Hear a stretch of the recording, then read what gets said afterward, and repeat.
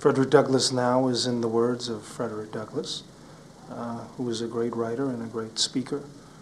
He lived from 1818 to 1895. It's bookended by original narratives by yours truly, but the body of the piece is really in Douglass's words and is drawn from his letters, speeches, editorials. I am myself, you are yourself, we are two distinct persons, equal persons. What you are, I am, you are a man, and so am I. In leaving you, I took nothing but what belonged to me, and in no way lessened your means of obtaining an honest living. Your faculties remained yours, and mine became useful to their rightful owner. I therefore see no wrong in any part of the transaction. Douglass is a tremendous character from whom I've continued to draw ever since my undergraduate days. Is the first presentation of Frederick Douglass materials that I've done.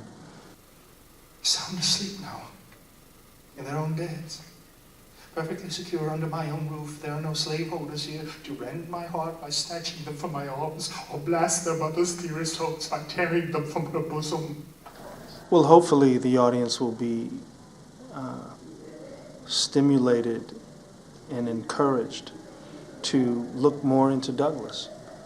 I think that what I'm presenting is simply kind of Douglass's greatest hits, as it were. And there are many, many Douglass stories to be told. We made the decision to bring in Frederick Douglass because this semester we're focusing on the Black Power movement. And oftentimes whenever people think of the Black Power movement, they think of it in decades, the 60s and 70s.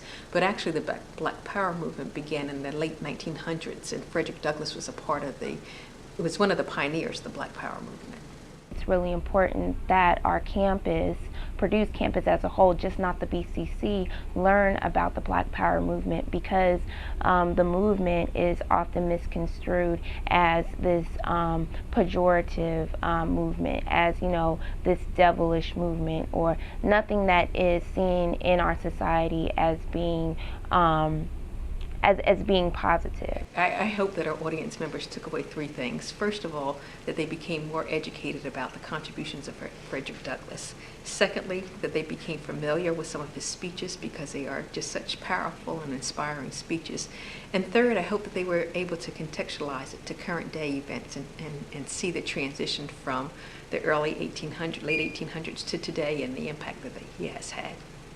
I also enjoyed the intersections of 19th century, where, you know, Douglass's lifetime, but as well as the present and where we're living.